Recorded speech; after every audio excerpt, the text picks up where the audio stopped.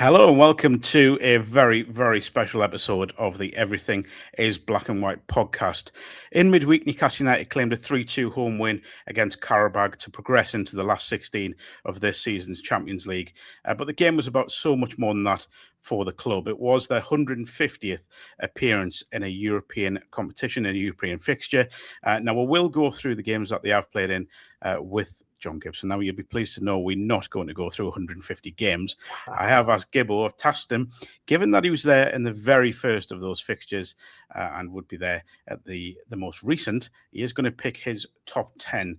Now, that starts with the Fairs Cup, which of course Newcastle United won in the 1968-69 season. It also includes the UEFA Cup, the Cup Winners' Cup, the Champions League, the newly named Europa League, and the Intertoto Cup, although sadly Gibbo hasn't picked any in the Intertoto Cup, which is a shame because it was a major European trophy that Newcastle lifted, although it turned out to be a certificate in the end.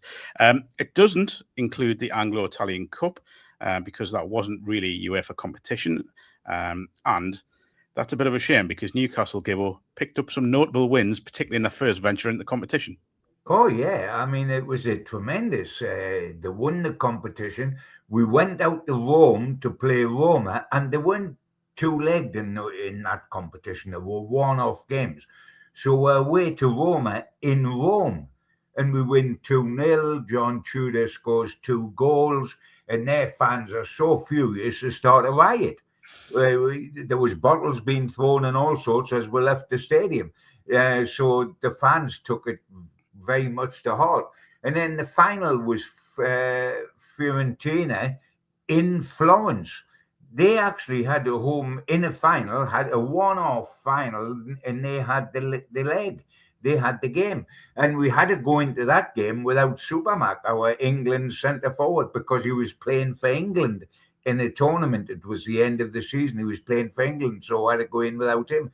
And we still won 2-1, and the winning goal was scored by David Craig, a fullback. So it was people underestimate the Anglo-Italian, but to go to Rome and beat Roma 2-0, to go to Fiorentina, Florence in the final and beat Fiorentina 2-1 was quite something, was quite an achievement, and very happy memories of it, but they don't count. They weren't, you went in it by invitation, if you like, and it wasn't UEFA based, so therefore it's not in the official. And by the way, what you said with the Intertoto, yeah, but I mean, honestly, it was a certificate, and it was into no-nos and never mind Toto as far as I was concerned.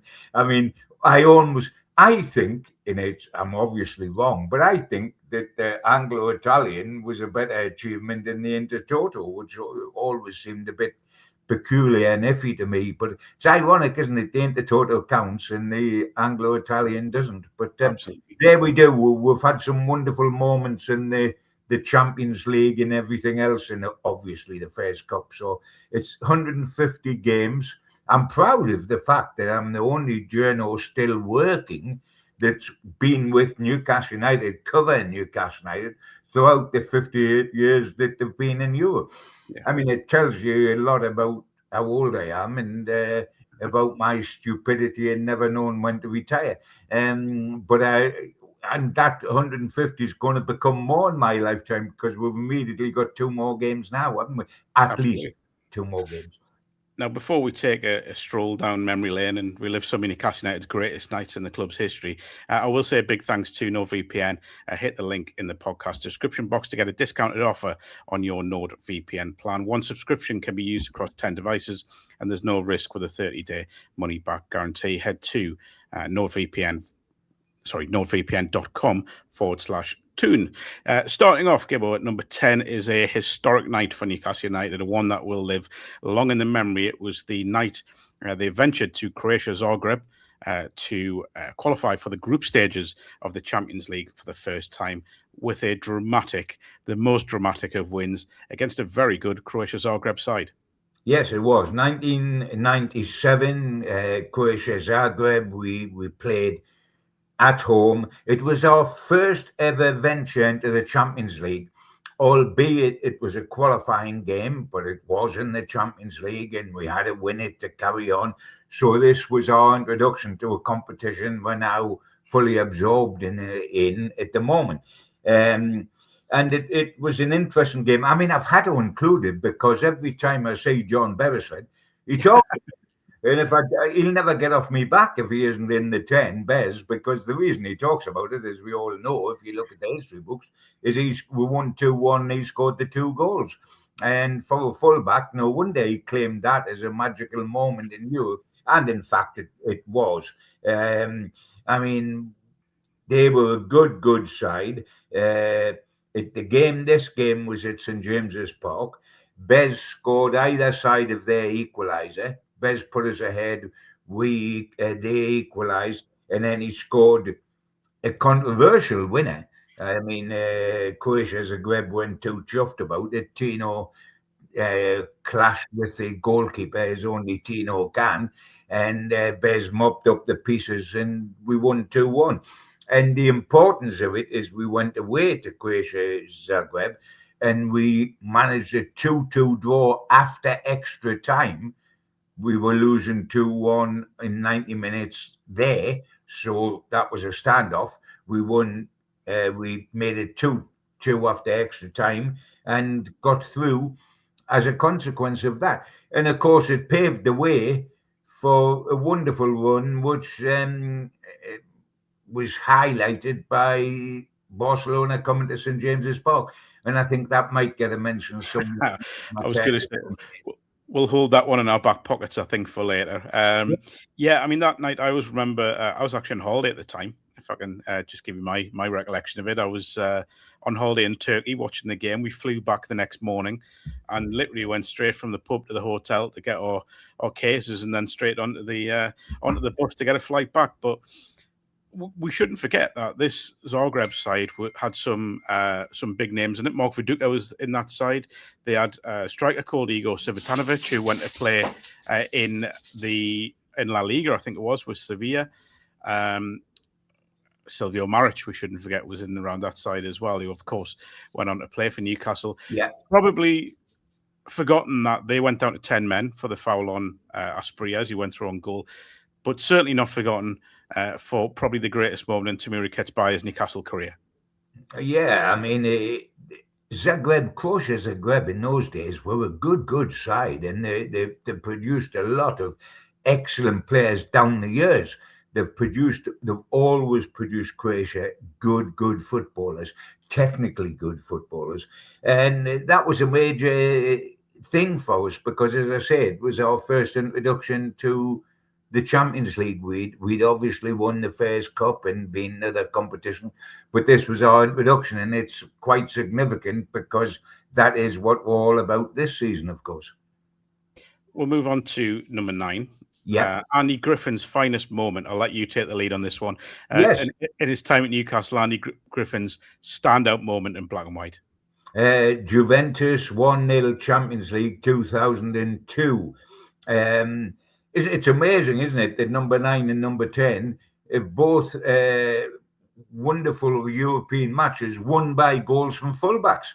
I mean, who did play as fullbacks in those days more than the maraud forward now and can score lots of goals. And Andy Griffin, bless him, who was a lovely lad, and I don't mean this in any way negatively, but I mean, the reason he's so high in Newcastle United's history is because of this goal. He would be swamped, bless him, wouldn't he, by the passing of time, and he would fade gently into the wallpaper, but for the fact that he beat Juventus in the Champions League, and we won against all odds. We had been struggling to get victories on the board in the Champions League. Juventus were a team of superstars. In those days, Serie A was still one of the great leagues, if not the greatest league. It had traditionally always been the greatest league, right from the days when John Charles went out there, and then Jerry Hitchens and Ian Rush and all the old superstars from here would go over there. Chippy Brady went over there. And they all had to go there. That was the big league out there. And the Juve side that we faced, it had Del Piero, Buffon, the Italian international goalkeeper, Thurman, Davids, Nedved, the Czech, who was a brilliant player. And it was bossed by Marcelo Lippi, who was an absolute legend of a boss, not just in Italy, but in the world. So to beat a side of that quality, I mean, Italian sides in those days are much better than they are now. They were much higher in the pecking order, the international pecking order. And as I say, Serie A was held up in the way the Premier League and perhaps La Liga is these days. So that was quite a win for us. I will venture a controversial opinion, and I hope Andy Griffin isn't watching, but I've got to be honest, I think it was a Buffon own goal, but we'll not go there in case Andy is watching. I'd apologise. But I love. I mean, it happens, doesn't it? Where the goal recently, where Lewis Hall scored, and I mean, it was at Man City, wasn't it? Yeah. And it went in like a snooker off this guy's head. But if the shot's on target, we don't like giving own goals, and I'm all for that. I mean, we don't like, whether it's us scoring them or giving them away, we don't like own goals. We prefer to give it to the striker. And certainly in the old days, Jackie Milburn or Supermac or even Shearer would never have beaten the Newcastle club record goals if own goals were given as own goals, because a lot of shots, and I think you've got to give credit to the person that makes it. But yes, I take your point. And Andy's answer to that would just be, have a look in the record book. It would, and I would fully expect that. And it's down to him. And as I say, and I hope he wouldn't take offence to this, and I know Andy, and I know he wouldn't, his place in history is through this goal. He would be seen otherwise as a very honest, dedicated servant to Newcastle United. But we've had scores of those, haven't we? And the name would just gently fade into the background. But Juventus 2002 makes certain he's up there on the top. Bez will be a bit sick that I've put a fullback's goal ahead of his goal, but there you go, Bez. That's showbiz. And I will say, in Andy's defence, a few days later, Newcastle played Charlton at home in the Premier League, and he scored a brilliant goal from about 25 yards out. I will give him that one as well. Next up, number 8, a game in the 1970s Fairs Cup, when, of course, Newcastle went into that season as holders of the Fairs Cup and played one of the real giants of European and Serie A football. Yeah, they played Inter Milan, 1970. We had 3 successive, people will remember us winning the Fairs Cup, and of course they do. But we were absolutely new to the European Fairs Cup, to the European stage when we first went in 1968. And people remember who won it first time out. But you know what? For 3 successive seasons, we played in the Fairs Cup. We qualified for the Fairs Cup, and we never lost to a team that scored more goals than us. We won it the first season. The second season, we got knocked out on the away goals rule by Anderlecht. In the third season, by Pexi Doza, which was humiliating, really, because Uzbek Doza was the big Hungarian side. Pexi was the little team on the border. But that was penalties. We got knocked out on penalties. So we were never actually beaten in terms of goals scored in 3 years in the European Fairs Cup, which is an incredible record. And Joe deserves huge credit for that. And one of the wins was Inter Milan 2-0 in the Fairs Cup. And sometimes when you're looking at your memorable matches, and by the way, you'll notice that all my 10, and you would expect this, Mark, all Newcastle victories. I don't remember too much about going to Monaco and losing to Didier Drogba or any of that, because it doesn't stick out in my mind. My Belisha Beacon moments are all victories, and of course they are. We're Geordies, we live for our victories. But often it's not just the fact that we beat a good side or the result looks great. Inter Milan 2-0, great, because Serie A were big then. But it's also because something happens in the match that elevates it to huge standing. The second you think about Europe, you think about instances like this. Now, I'd gone out with the team to the San Siro for the first leg. it was 1-1. We'll come back with 1-1, which was a terrific result in the San Siro, as you can imagine. And they only scored 6 minutes from time to get a draw. We were leading 1-0 with 6 minutes from time. They got a draw. We brought them back here. Huge side they were. We beat them 2-0. Moncur scored and Davies scored. And by the way, in the first cup, didn't they score a lot, including Moncur, who was a centre-half. But Moncur and Wyn Davies got the 2 goals for us to win 2-0. But the reason it stands in the memory is because of an incredible situation down at the Gallagher end when their goalkeeper was a guy called Vieri. And what had happened, Big Win, who terrified continental sides because he was so good in the air. And I remember one of their players saying to me, "But Mr. Gibson, this game is called football. Why you play it up in the sky all the time? It is football." And Big Win, who had this ability not only to climb magnificently, but to hang there a split second longer than anybody else could. So when somebody went up with him, they immediately start coming down. He went up, stayed there a split second, and then come down. And that's when he did his damage. And he was causing chaos. And he feigned that he was going to go in on the keeper in the penalty area. And the keeper took great... He didn't. He just sort of jogged for... And the keeper took a great exception. The referee gave a free kick to Newcastle inside the Inter Milan penalty area, to which the goalkeeper took great exception, went crackers, and actually I couldn't believe my eyes. He actually right hooked the referee, who was a bloke called Joseph Minoy, who was a Belgian referee. He right hooked him. I mean, I covered boxing for 30 years and I'd never seen a better right hook than I saw from the Inter Milan keeper. And he put the referee on his knees. And can you imagine that? Right hook in the ref? And of course, he naturally got sent off when the referee was able to stagger back to his feet and find where his whistle was. And it was halfway down his throat, I think, after being punched. But the amazing pictures of the time was there was 2 Geordie bobbies who were behind the goal because they paraded in those days round the running track, and there they were with the uniform and the Bobby's hat on the pitch, sorting the players out and getting everybody to calm down and threatening to feel the collar.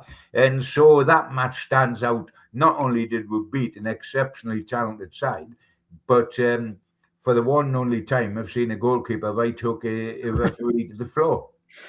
Yeah, there'll be more controversy to come later on as well. Absolutely.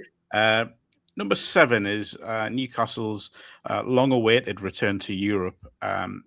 Hadn't played in Europe since playing Bastia in the late 70s in the UEFA Cup. But under Kevin Keegan, in the first season back in the Premier League, finished in 3rd place behind Manchester United and Blackburn. And that secured qualification for the following season's UEFA Cup. And it was Royal Antwerp, a moment memorable for one player in particular. Yeah, Royal Antwerp 5-0 UEFA Cup 1994. And by the way, you're absolutely right. 20 years almost since we played Bastia. Now I remember playing Bastia, but I haven't put that in here, and you might wonder why. Because we got Towes in the end, and a bloke called Johnny Rep, who was a Dutch centre forward, who after the first leg out there, Bastia was on Corsica, on the island of Corsica. And after the first leg out there, Tommy Craig, who was a good pal of mine, and skippered us in the League Cup final we were in, the first ever. He said to me, Johnny Rep was playing centre forward for them. He said, "Gibbo," he said, "that's the worst world-class player I've ever seen." Yeah. And he never got a kick that night. And I actually used that in the paper. And then we come here, and this world-class player, who's the worst Tommy Craig ever seen, absolutely ripped us apart, and we lost at home. But anyway, enough of that, because that's a sad memory. But I have a bit of fun with Tommy Craig every time I see him. If I can just jump in, my dad still says that's the best performance he's seen by an opposition player at St. James's Park. Johnny Rep was sensational. He went through the motions at home and we got a result at home, and he went through the motions. And this was an awful side. This was the Richard Dare side. I mean, this was terrible. So enough of that, because Anyway, I'm not remembering happy memories. But that, here we go, Royal Antwerp, and it was quite a sensation, because Rob Lee scored a hat-trick, and that's not particularly sensational. He's a terrific player, and was a terrific player, a forward, come midfielder, etc., etc. But it was a hat-trick of headers, and that wasn't what he did. That's what Wyn Davies did in Europe, etc., etc. But it's not what Rob Lee did. And I always remember, so what a way to announce us back in Europe after almost 20 years. And it was the entertainers. This was the great entertainers that are still revered to this day. And I always remember talking to KK later, and he said to me, he said, Gibbo, he said, KK was one of these flamboyant, as you know, managers, front foot manager, let's win 5-4, let's win 4-3, as long as we win. But he did say to them, because it was the first time back in Europe, he did say to them before they kicked off there, look, let's keep it tight. Let's not do anything silly early doors, and then we'll go out and put our foot on the gas and blow them away. He says, luckily, they totally ignored it. They just went out like Newcastle did it in Baku, and just put the front foot down and just piled up goals from the start. And we won 5-0 out there. And we came back here and beat them in the second leg 5-2, which produced an aggregate win of 10-2, which was a record, and is still a record, because we didn't beat it with this last little effort, which ended 9-3. So 10-2 still stands to this day as the record aggregate win in Europe. But that was wonderful, and it was typical entertainers' way of playing. And Rob Lee was a wonderful servant, and was said by Kevin Keegan to be the best pound for pound value he ever had in the transfer market. And by Jove, didn't he spend a lot of money and spend it superbly wisely, ending up with a 15 million world record fee for Alan Shearer. But he said, pound note for pound note, he was the best signing that he made during all his time at Newcastle United, Rob Lee. The away leg is also, and I'm not taking anything away from Rob Lee here, but a notable individual goal scored by Steve Watson, of course, one of the young Geordies in that side. And I think Scott Sellers got the other one out there, didn't he? Scott, vastly, vastly underrated winger, Scott Sellers, one of my favourite players of that time. A lot of lads say, Scott Sellers, and you look, what a good player, and then all of a sudden you get David Ginola, and you've gone to another level. And I remember the Bez telling me after the first training session when Ginola come to Newcastle, Scott Sellers watched all the Newcastle players watching Ginola, and he was sensational. And Scott Sellers come in, slumped in the dressing room next to Bez, and said to Bez, well, that's me knackered. Yeah, that's me having to order a taxi, because look at what he's done. Scott Sellers was truly magnificent. And Watto, bless him, is one of those guys that he played all over the shop and scored all sorts of goals for Newcastle and did everything. But there was always somebody there to trump Steve.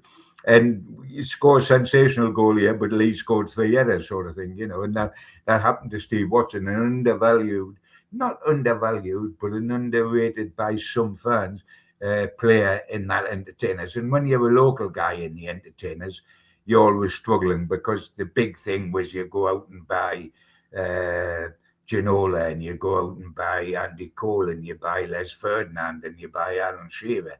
And the local lads, Lee Clark and Steve Watson, are fighting away and doing magnificent jobs, but the local, the headlines go with the big money buys, who then turn out to be sensational, don't they?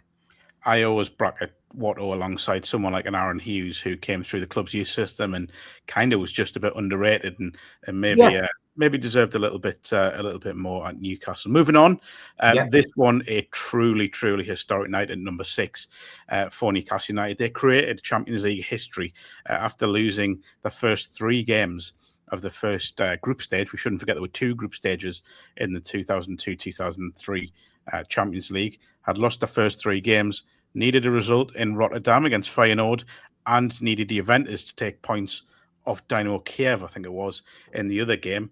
And Newcastle, on a dramatic night at the D'Keep Stadium, did the job.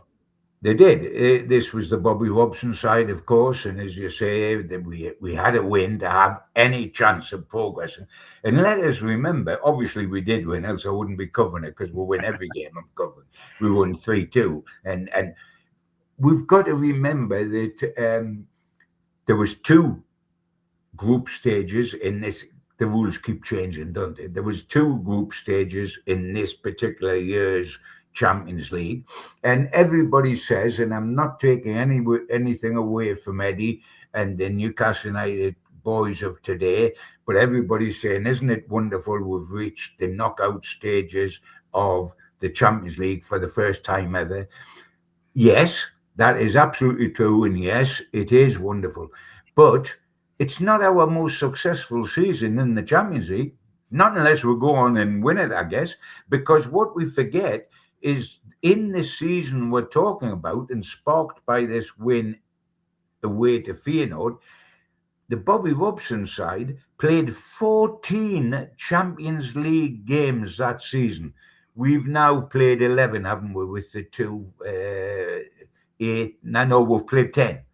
We've played 10 this season. Is it 10 or 11? We've played 8. Well, It's 10. What we do know is we've got 2 more. Which is 12.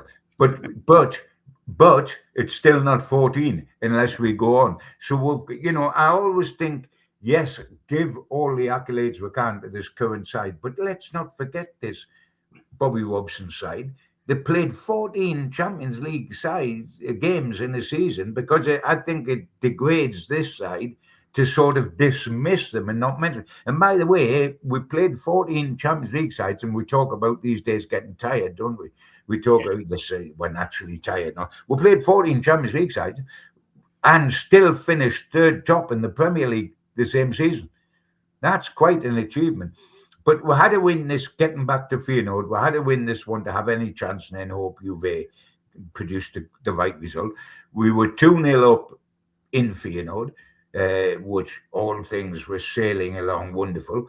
They got back to 2-2, and we got to the 90th minute with a 2-2 wasn't going to do it for us.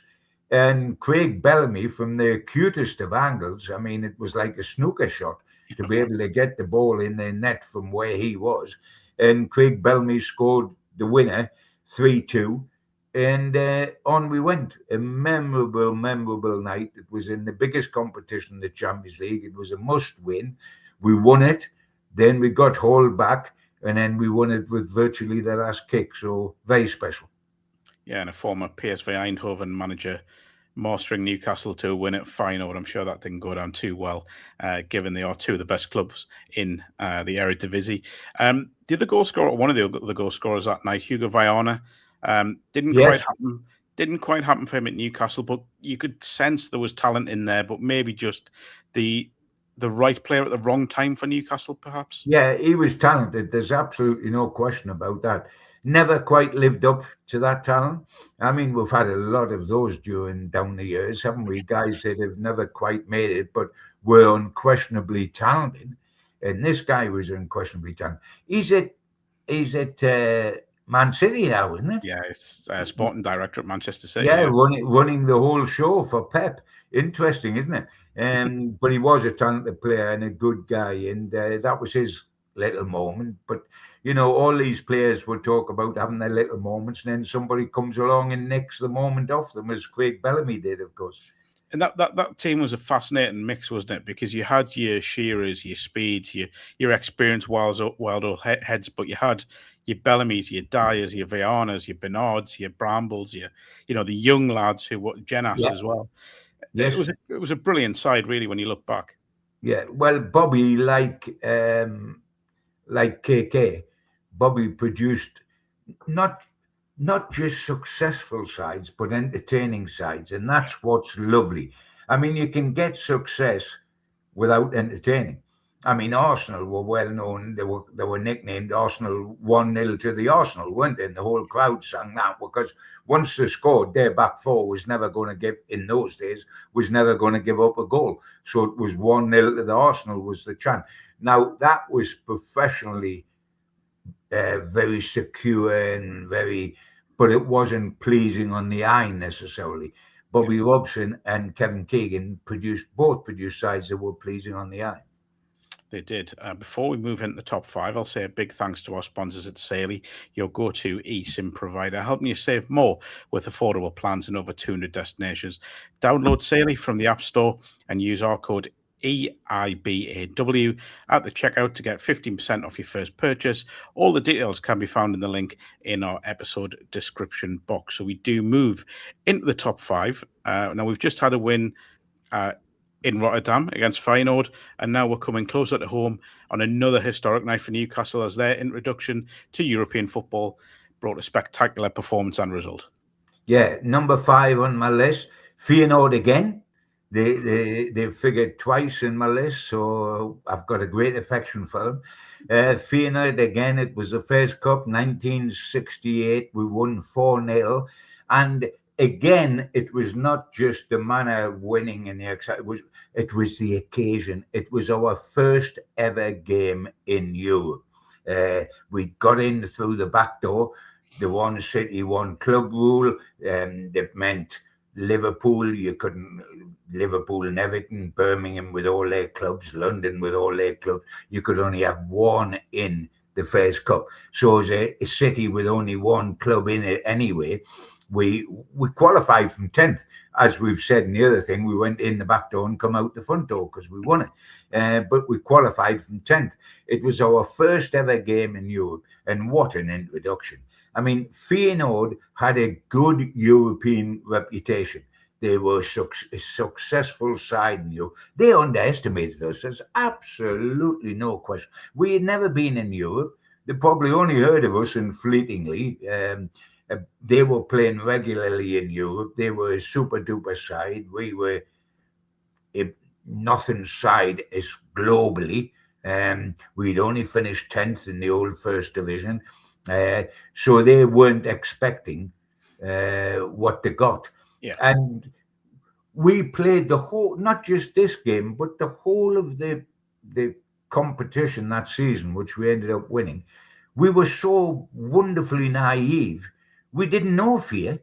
We didn't, I mean, honestly, we're thick really because we didn't realize when there was a danger. We just blindly walked in there, and it was a wonderful, refreshing way to, and the fans were the same. They followed us all over Europe, but it was excitement. It was new. It was an adventure. We were opening up the globe. The farthest we'd gone to play really before this was when we went up to Scotland for friendlies or whatever.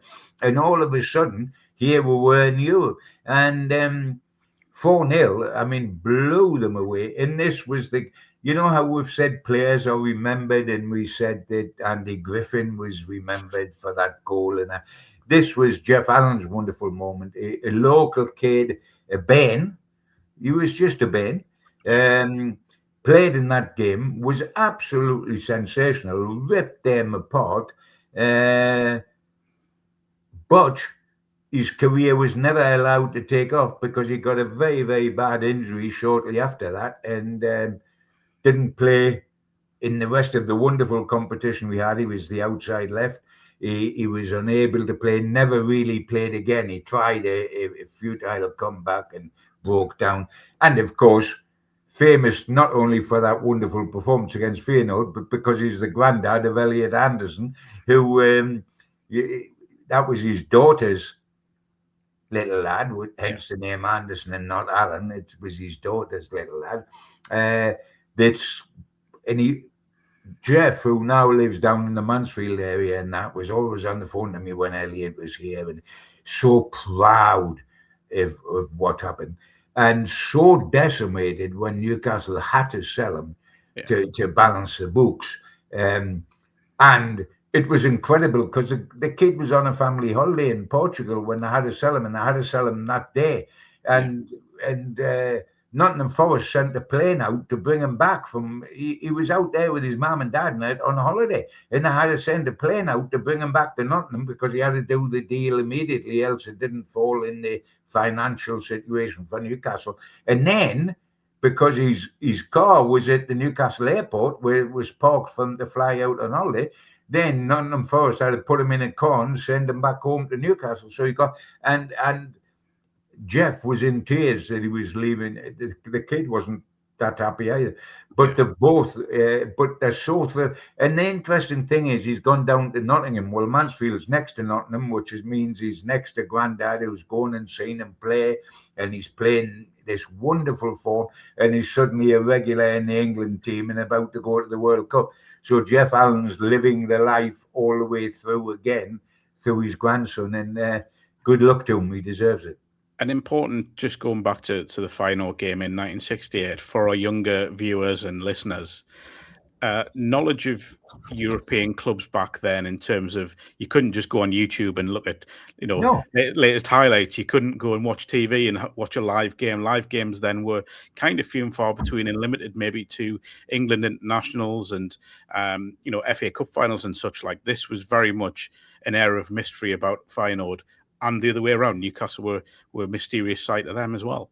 Yeah, and by the way, it's just as well we won 4-0 at home, because when we went there for the return, they knew all about Newcastle by then. They were very distrustful at what we'd done to them because they were virtually out at 4-0. And they decided to teach us a lesson, and we lost 2-0 over there, but that still put us through 4-2 on aggregate. But quite frankly, I was over there for that game. We were lucky to get nil. I think we only twice got out our own penalty area in the whole of the game.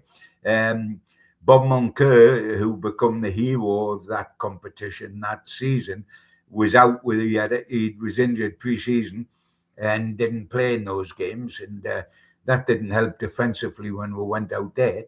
But we suddenly learned what Europe was about in that game we played out there. But we won through on aggregate and never looked back, to be truthful. We stay in the 1968-69 Fairs Cup run for number 4. Slightly more familiar opposition in the semi-final, Newcastle going north of the border for what was termed at the time as the Battle of Britain. Yes, it was. And it's an easy phrase, isn't it? It really is. It's been done to death over the years. But it is. If a top English side plays a top Scottish side, it's a Battle of Britain, isn't it? And it was. My game that is 4th in the list is the second leg of the Fairs Cup semi-final, 69, when we won 2-0. It was totally set up by the way, at the time, Glasgow Rangers were a strong side, not just in Scotland, but in Europe. They went deep into European competitions, got a final of one competition, etc. Had a lot of quality players like Colin Stein and Willie Henderson and Willie Johnson, memorable names in football, not just in Scottish football, top stars. It was set up by the game up there when we drew 0-0 in front of 70,000. And 10,000 of our fans, by the way, in that 70,000. So we made quite a noise, but so does 60,000 jocks. But it was quite an atmosphere up there. We got a 0-0. Willie McFall covered himself in glory by saving a penalty, which really set it up. It was an incredible match because Newcastle suffered problems before the game, when Dave Elliott, one of the squad, who had suffered an epileptic fit, poor lad, earlier at West Ham in a game when he was out walking on the morning before the match, and that had caused chaos, and his roommate was Ollie Burton down at West Ham, and Ollie was so traumatised by seeing his mate lying on the ground in London that he played that afternoon, Ollie, in a trance, and we got absolutely hammered by West Ham, and Ollie got taken apart. Unbelievably, it happened again in Glasgow, where Dave went out, and later on he managed to get tablets and controlled this situation, and it didn't. But at that time, this was new. He went out. You can't believe it, can you? He went out again with Ollie for a walk before the match on match day and took another fit, and Ollie had to run back to get the club doctor. But Joe, quite rightly, remembering how it affected Ollie at West Ham, said to Ollie, "You're not playing. I'm sorry. I saw what happened the last time." And they put John McNamee in at centre half. Now, the significance of that, apart from John McNamee bent iron bars in his teeth, because he was that much of a tough guy, and he really, really was. The significance of it was he was an out-and-out Celt. He played for Celtic. He was an obsessive Celtic fan, etc., etc., and he was called up for the semi-final of a European competition to play against Rangers at Ibrox. And he didn't help his cause, but this was John, who was as brave as a bunch of lions, not one. He announced in the Scottish papers that he could play Colin Steen standing on one leg. And Colin Steen was the centre forward of Rangers, who was also the centre forward of Scotland. And he said he'd play him on one leg. A Celtic guy saying he'd play the Rangers guy. And you know what? He did play him on one leg. He was absolutely magnificent. John McNamee was magnificent. He was back out the side for the second leg, the one that I'm saying where we won 2-0 because Ollie was back in. And he didn't play in the final, but he was with the squad. And incidentally, by the way, when we won the cup in Budapest, we won it on everybody remembers it was the day of Joe Harvey's birthday, but it was John McNamee's birthday as well on the same day when we won the first cup. And John, who looked like Desperate Dan, had this falsetto voice. He was a singer, and he had this falsetto voice where you saw this man mountain that looked as if the chopped sticks on him. He was so tough and strong, and he sang in this little falsetto voice. It wasn't quite Tiptoe Through the Tulips with, the American guy, the little tiny Tim, but it was like, and he sang that night when we won the cup and etc. etc. But he had his great moment at Ibrox, but we beat them down here 2-0. The ironic thing was both the goals.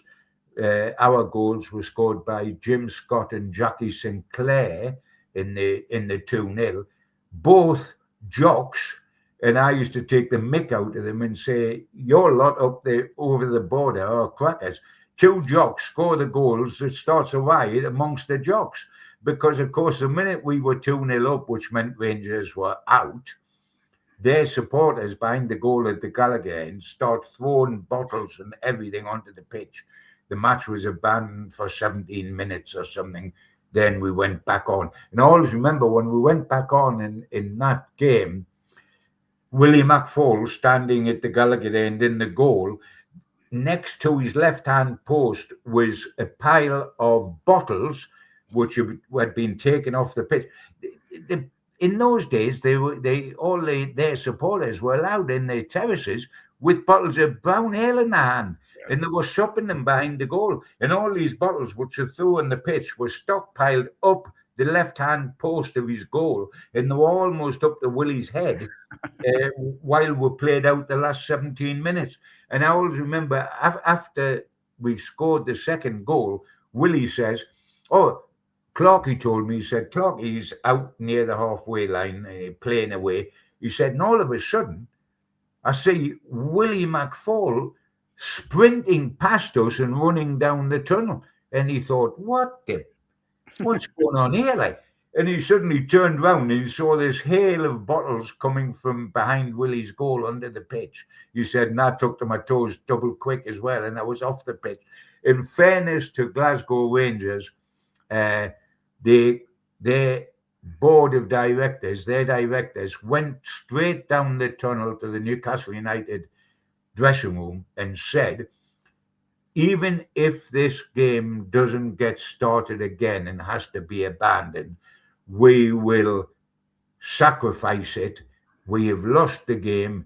We will sacrifice it and say Yeah. Newcastle United must go through because they've done the job and our fans had caused the chaos. So we did get back on. We played out the time, but that was a good touch by their directors that they immediately said, without having to think about it, we will give the game up. But there was no need to. It was played out. And that sent Newcastle into their first ever European final in the first European campaign. I've got a feeling that may be coming up soon, but we will move on to Well, it's a matter of what order, isn't it? That the top three are in. I mean, I think people, if they pause this podcast now and decided what games are left, they would guess the first three. It's whether they'll guess them in the order I've put them in. And of course, it's all a matter of opinion, isn't it? All opinion. It's not that one's better than the other. It's what's dear to your heart. And it might be that one of these games is more dear to somebody else's heart, so they wouldn't have the 1, 2, 3 like I have. But let's have a look at what I've got. Yes, number 3, Newcastle's first ever Champions League group stage game at St. James's, one of the greatest names in European football on Tyneside. For me, the most romantic football club in the world, I will say that, Barcelona, and a night that was stolen by a certain somersaulting South American star. Yes, it was. It was the Champions League match 1997 against Barcelona, which we won 3-2. If we hadn't, it wouldn't be in my list. And Tino Asprilla just somersaulted into folklore, didn't he? I mean, he was one of the most, well, no, let's not say one of the most outrageous characters, the most outrageous character. I mean, we thought Gaza was outrageous, and by all accounts, Hughie Gallagher was. But this fella was a fruit and nutcase, and I mean that in the nicest possible sense. He really, really was, and he is to this day. But I mean, that made his reputation on Tyneside for all time. We won 3-2. He scored all the 3 goals, very ably assisted by Keith Gillespie, who was terrific on the wing and just burnt them, absolutely burnt them. And Tino, who I had watched with wonderment when he was playing in Italy with Parma, and he played with Gianfranco Zola for Parma. And in those days, remember, there was Gaza Italia was a program, and all the games were live on a Sunday. There was a live game from Serie A. That's how big Serie A was then. And of course, Gaza had gone out there. So it was huge. And I used to watch this fella and say, he had legs. He was like a spider with his spindly legs. I mean, Elvis Presley didn't wiggle as much as he wiggled. And I used to watch him and be in awe of him. And then all of a sudden we sign him. And he arrives over here in the snow and in a teddy bear coat. And the whole of the time he was here, he was flamboyant. But that game, and that was a huge Barcelona team full of superstars. And I always remember watching it. It was an amazing game because for an hour or for more, we absolutely dominated it and were 3-0 up with a Tino hat-trick. Then they suddenly woke up and had a go at us and got back to 3-1 and then got back to 3-2. And I swear, if the game had played another 5 minutes, it would have been 3-3. And if it had played another 10 minutes, they would have won 4-3. But it didn't. And we won 3-2. And deservedly so. We were sensational. This was the remnants of the entertainers. KK had left by this stage, and he always left with great drama, bless him, and etc. etc. He was left, and it was Kenny Dalglish that took us into this. But I like to give a lot of credit to KK, who had built that side. But that was a quite wonderful, wonderful match. I wrote a piece for Chronicle Live earlier this month because it's the 30th anniversary of Tino's signing, and I always felt, and what you're saying about Gazzetta Football Italia is absolutely spot on, the Sunday live games, and I had exactly the same feelings watching him at the 94 World Cup with Colombia. I feel as if he was kind of Newcastle's first major world superstar that they signed since Keegan, maybe in 82. Well, I'm by it. Yes, I can world superstar. Yes, but I can't quite say that because I think Alan Shearer was a world superstar, Well, and he came afterwards, didn't he? Shearer was around 6 months later, I think. yes, yes. You mean when he first signed, Yeah. not just looking back and saying, Oh yeah, no. no, when he first signed, Yeah. absolutely, because Ginola wasn't a world superstar, No. um, although he was good enough to be one. But he produced the problem that he produced for France and was Yeah. in the World Cup, etc., etc. So yes, I think in that view was. I mean, we then went and got Shearer, who in no way. I mean, Shearer was the exact opposite of Tino, wasn't he? Yeah. He wasn't the flamboyant, outrageous, ridiculous, somersaulting buffoon come genius. I Yeah. mean, he was all those things, and I say it with great, great affection. But I mean, a complete and utter wild man and a complete and utter nutcase. For a manager, he was a nightmare. But for fans, he was gorgeous and he produced wonderful moments and he had exceptional talent. Shearer was the ultimate professional. They did everything right. He was tough and hard and bruising, and he just scored goals for fun. Yeah.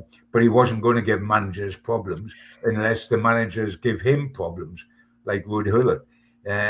But that was a different thing. But yes, he very special moment in our history, Tino. Now, one of Barcelona's goal scorers that night was Luis Enrique. And if we fast forward a number of years to more recently, Luis Enrique was in the away dugout at St. James's Park for what I would argue is possibly the greatest night, barring the Carabao Cup final win in Newcastle's recent history, which is the 4-1 win against Paris Saint-Germain, Kylian Mbappe et al. Over to you. Yeah, that's my number two. And you're absolutely right. And that's a very good link, Mark. You've done your homework, my friend, or you've got a good memory, both probably. But Enrique, of course, did play in that game. And, I like to think we're sickened the guy twice. We're sickened him in 97 as a player, and we're sickened him as a manager in 2022 when we beat Paris Saint Germain 4-1. And I've got to say, that is one of the great in my covering, being around for 150 games, being around since 68. That is one of my most sensational, warm, tingling European nights. And it's only beaten the number one for the obvious reason when we talk about the number one. But it was just wonderful. These were a bunch of aristocrats who weren't just down, but destroyed. It was dripping with drama. The occasion, the whole night was exactly like that. Paris Saint Germain with all the superstars coming to Newcastle in the group of death, and it was the outstanding result in the group of death because we didn't get too many good results that year. Although we handled ourselves manfully, and we almost got a result in the return at Paris Saint Germain, penalty and deep in the injury time to prevent it.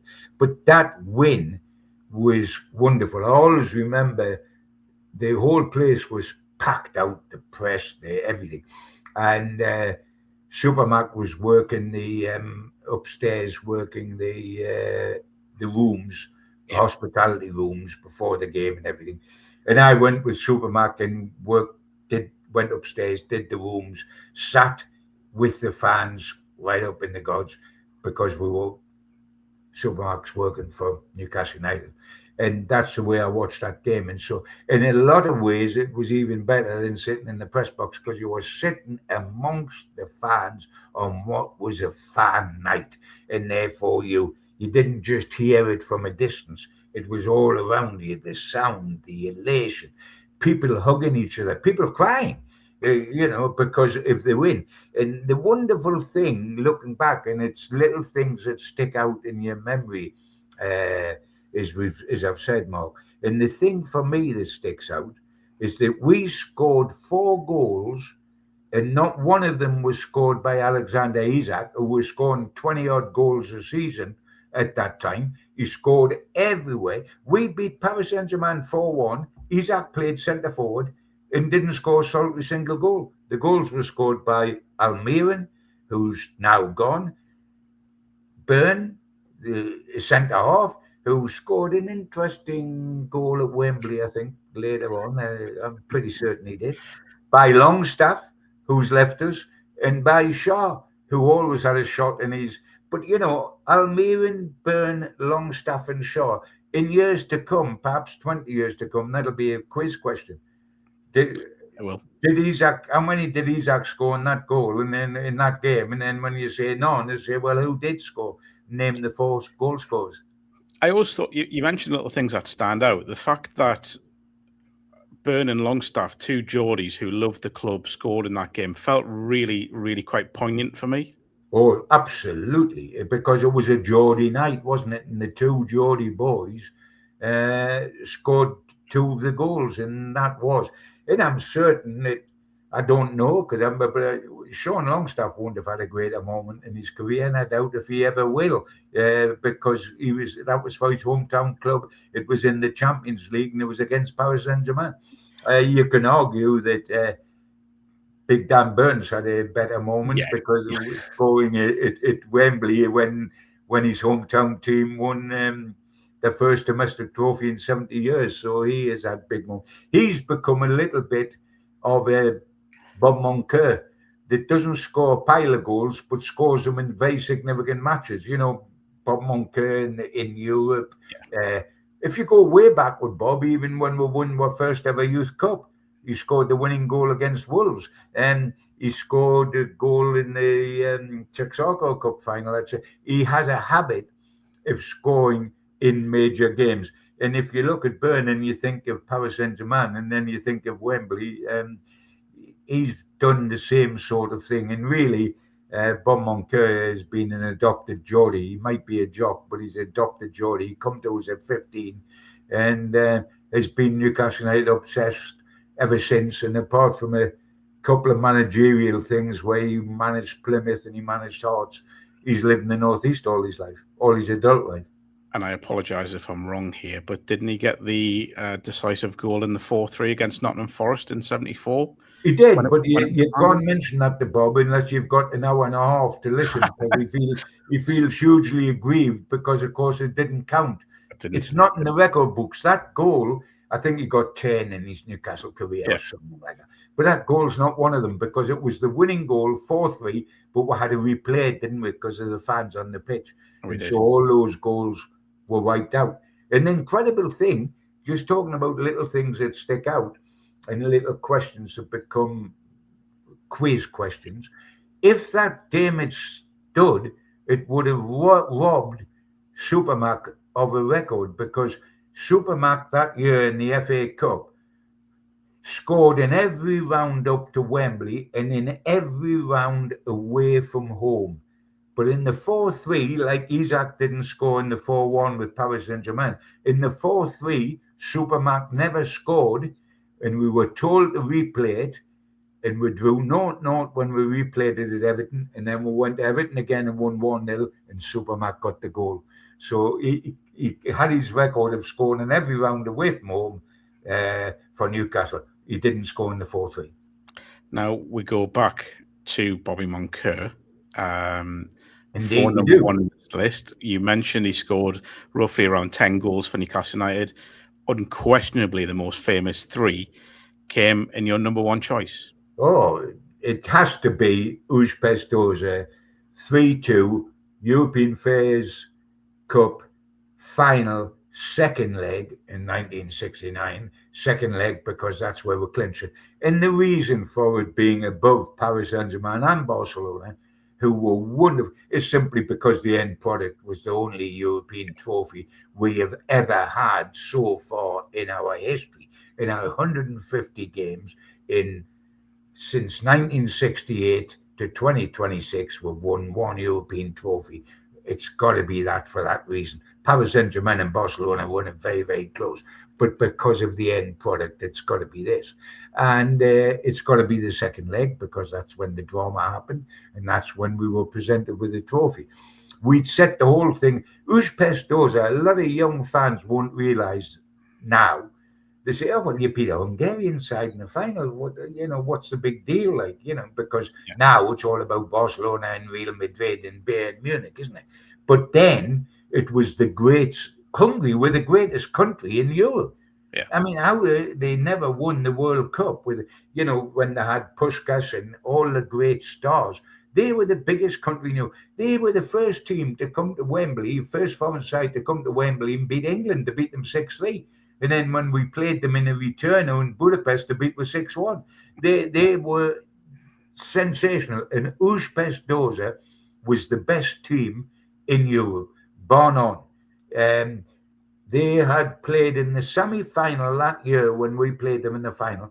They knocked out Leeds in the semi-final of the first cup. And Leeds that season become champions of England. They won the first division title and I think only lost 2 games all season. Yeah. And yet Uzpestoza had beaten them. We only played well against them for 2 halves, never for a full match. At St. James's Park we won 3-0. But all the goals come in first off.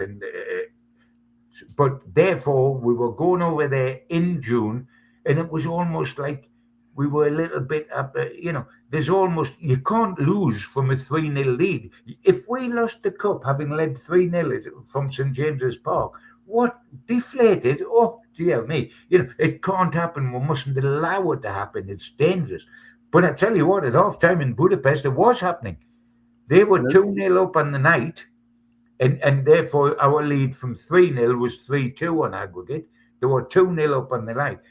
But for Willie McFall, who made sensational save after sensational save in that first half, despite being beaten twice, we would have been out of it. It's a famous speech from Joe Harvey at half time when he went in and said, they're a bunch of foreigners, score 1 goal against them and they'll collapse like a deck of cards and he'll win.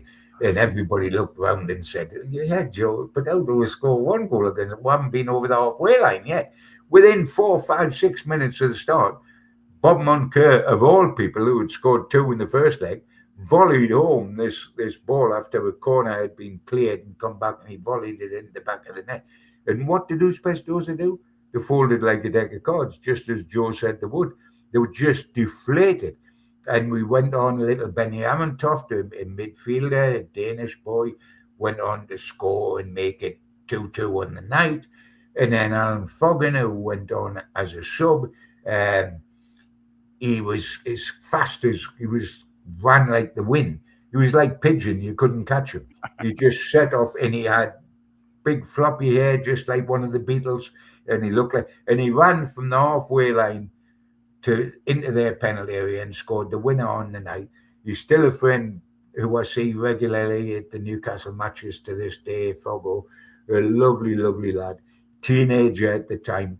Alan Hardacre, who was over there, who was the secretary of our league here, said to me, he said, if George Best, after the game, he said, if George Best had scored that goal, we would be talking about it for the rest of the time. That's how good it was.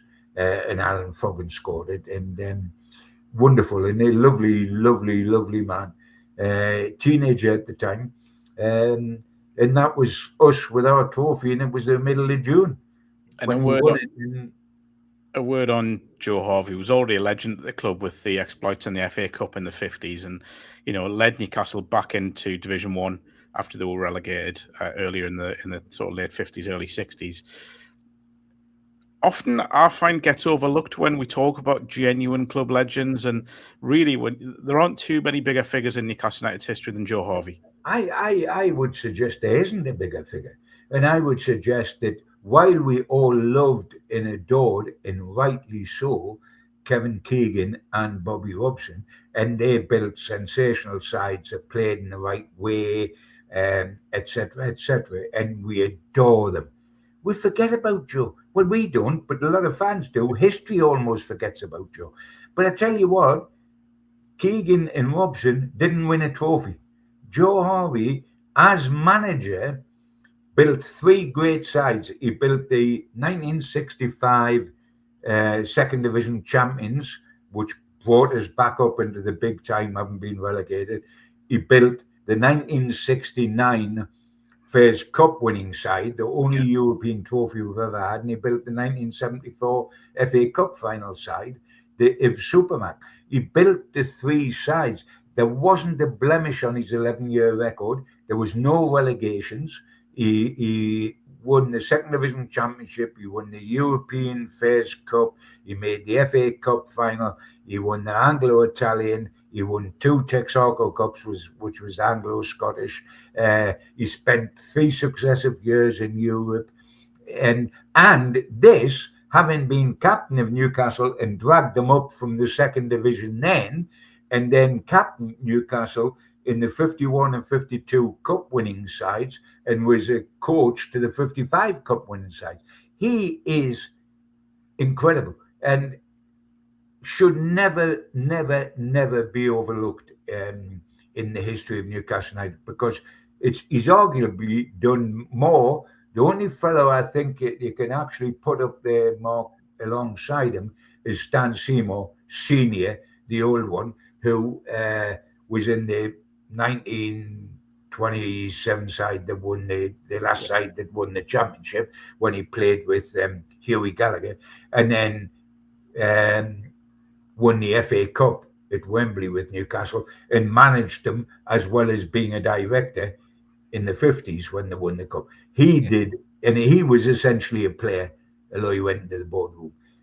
He stands as a giant, and Joe Harvey stands as a giant. And there have been other giants, of course I have, from KK and Bobby Robson and players like Shearer, etc., etc. But Joe Harvey shouldn't be underestimated. He is still the target for Eddie Howe to try to reach. Eddie Howe's won a trophy, but he hasn't won a European trophy. And what Joe's did, please let's not forget it. What a perfect way to end a brilliant walk down memory lane. Newcastle United celebrating 150 European fixtures with that 3-2 win against Qarabag. Of course, there will be 2 more when they face either Barcelona or Chelsea in the last 16 of the Champions League. You will know who that is by the time this podcast comes out, and let's hope there's many more European adventures to look forward to. Gibbo, many thanks for that. Really enjoyed that stroll down some unbelievable nights for Newcastle United, some brilliant memories. We'll see you next time.